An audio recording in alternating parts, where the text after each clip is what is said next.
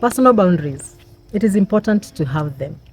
And what is a boundary? We are not talking about physical boundaries around your home.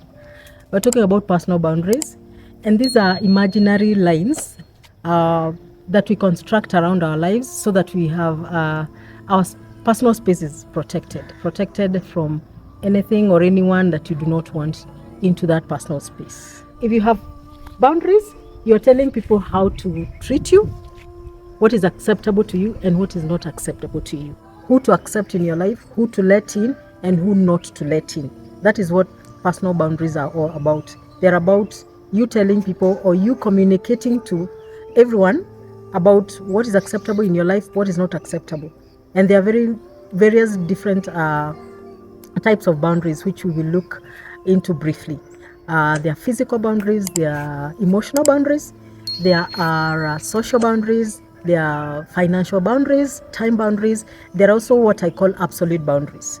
So once you are able to establish this, you're kind of putting a buffer around you against anything that you consider toxic from getting into your life, anyone or anything that you do not want.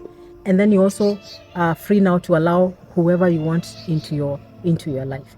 So usually boundaries are established as a result of things that stress. Now, the reason we establish boundaries is to be able to ensure that we are safe and we're also happy. Now, most people establish boundaries as a result of being stressed or being uncomfortable. So, for instance, if you feel you're being pushed in terms of workload and stuff like that, then you establish boundaries around your workplace. So let's look at physical boundaries. Now, physical boundaries are boundaries that you put around yourself so that you know or you let people know who can touch you, who cannot touch you. For instance, whom can you hug, who can you not hug, or who can you allow to hug, or generally anything about your personal space. Who do you want to hang around with, who can you go for a cup of coffee with. So those are some of the things like when do you go to sleep, when do you not go to sleep. Those are physical boundaries. Now it means that if you go for a meeting that is extending, you already know that your physical boundary concerning your time to go to bed is either almost being violated or not. So it is anything around your physical well-being or your physical comfort or discomfort, depending on how you look at it. So whom do you go around hugging everyone? Do you go around letting anyone push you or touch you or anything like that? Those are physical boundaries. Spiritual boundaries or religious boundaries, for instance, these are boundaries that have to do with your faith or your beliefs. And the thing around such boundaries is you want to establish boundaries that allow you to exercise your faith without being restricted, without being confined. They allow you to worship how you want to worship, whom you want to worship, without feeling pressured or without feeling restricted. You have a right to do that, but those boundaries have to be enforced. You have to let people know, I don't work on a certain day. There are some people who don't work on Saturdays. Those are boundaries they have put around their religious, their spiritual matters, and that's important. And then there are emotional boundaries, and emotional boundaries have to do with your emotions, your feelings.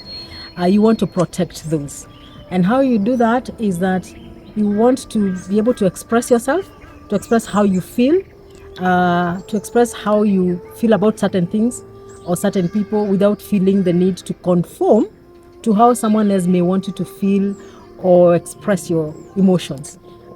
So those are emotional boundaries, and they also protect your emotional health. And what that means actually is that when you have emotional boundaries, it means you're careful not to allow anything or anyone that would interfere with your emotional health. Matters like abuse, matters like anything that is a threat to your emotional well-being. So putting your boundaries around your emotional well-being is key, and it is important, and it should be observed. It should be enforced. Boundaries are only as good as they are being enforced or observed. Social boundaries. Social boundaries are also very important. And what are these? These are boundaries you have put around your social life. They have to do with your social circles. They have to do with your friends. Who do you choose to be your friends? Who do you not want to be your friend or your friends? They allow you to make a choice as to who you want to associate with on the social level and who not to associate with for reasons known to you. These are important because they protect you from toxic relationships. They protect you from relationships that are not beneficial or that are not healthy. And so, these boundaries also help you to be able to do that without being criticized or without feeling the pressure of I should hang around such and such a person. I should hang around this and that group. You're free to choose who to socialize with. You're free to choose your friends or not to choose someone as your friend or not to associate them on the social level. You may associate with them on other levels. Maybe they are colleagues. Maybe you do other things together. But as a friend or in terms of relationships, you choose otherwise. So social boundaries are important. They are key. They protect you from anything that may be toxic in terms of relationships. Time boundaries is another boundary that is key in your life.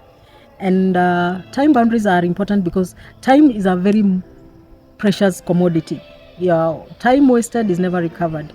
And so what this means is that when you have boundaries around your time, what you're telling people is that you do not want time wasters around you. You do not want issues or people who are likely to waste your time. So you're guarding or safeguarding your time. You're protecting your timelines, your schedules. You're also protecting your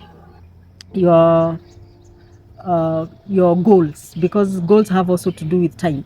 And so time boundaries are important because they give you the freedom to say no when you should say no. If you don't have boundaries around your time, you're easily going to be saying yes to activities or to people that you have no business doing that to, because you have you don't have any protection around your time.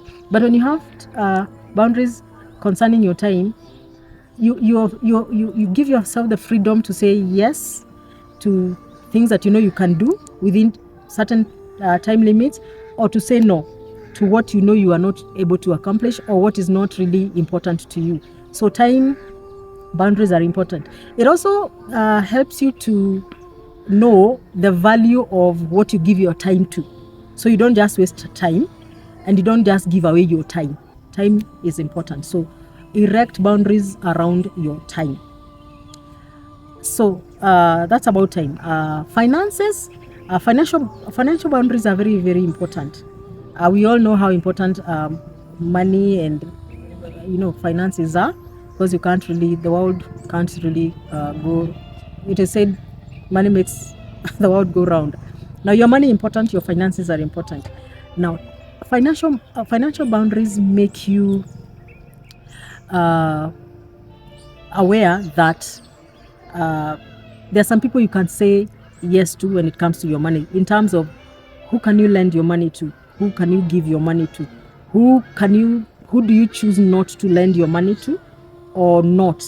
And this has to do with trust issues also. Maybe you've lent money to some people and they've not been trustworthy.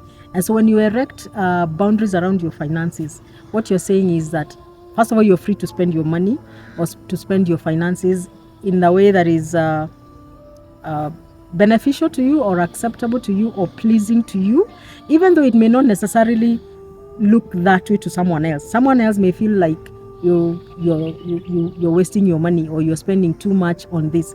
But if it is okay with you, if it pleases you, if you're not hurting other people, if you're not using your money wrongly, then that boundary is important. It also helps you to know how to charge for your services, for instance. So if you're working overtime, then financial boundaries are important, because then you know you need to be paid for the hours you put into your work. It protects you from being exploited by not being paid for the work that you do, or not being paid enough for what you do or for what you put in. So financial boundaries are important, as well as all the other boundaries.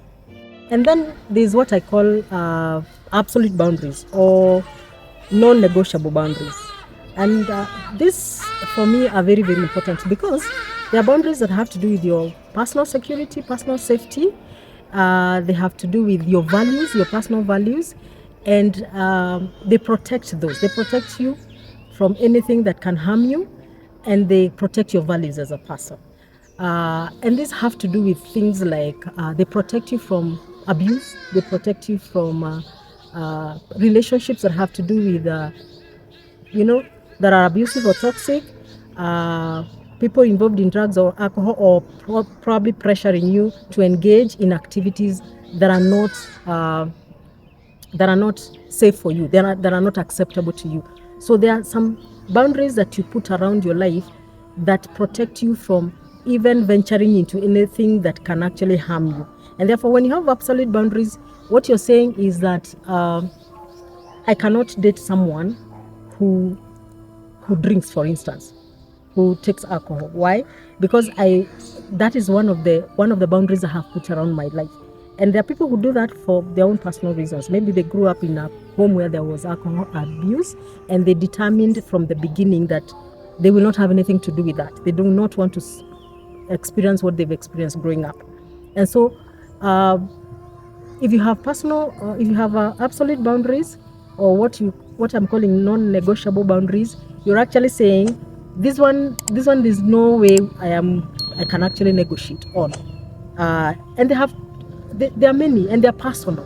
And so there are some people who feel, I have a boundary that if there's infidelity in a relationship, I am out of it. That's an absolute boundary. It means when someone else may forgive their partner, or they may give them time to change, if you have that as one of your absolute boundaries, then you're saying there was infidelity and I'm out of it. So there are those boundaries that are personal to you, and you know why you have them, and they're key, they're important. You know why you have them, you know why you have established them, and you want to enforce them. Enforcing them means you're also observing them, and you're also communicating that to the people around you so that they know. And so there are many more boundaries that you can think of and that you can establish in your life. But as we have said, first of all, it is the stressors in your life or the discomforts in your life that make you establish boundaries. If you're comfortable, you may not necessarily see the need to erect or to build up a certain boundary. But if you experience stress, then there is a need to put a boundary around that area of your life. But always remember, boundaries are only important as long as they are observed, as long as they are enforced.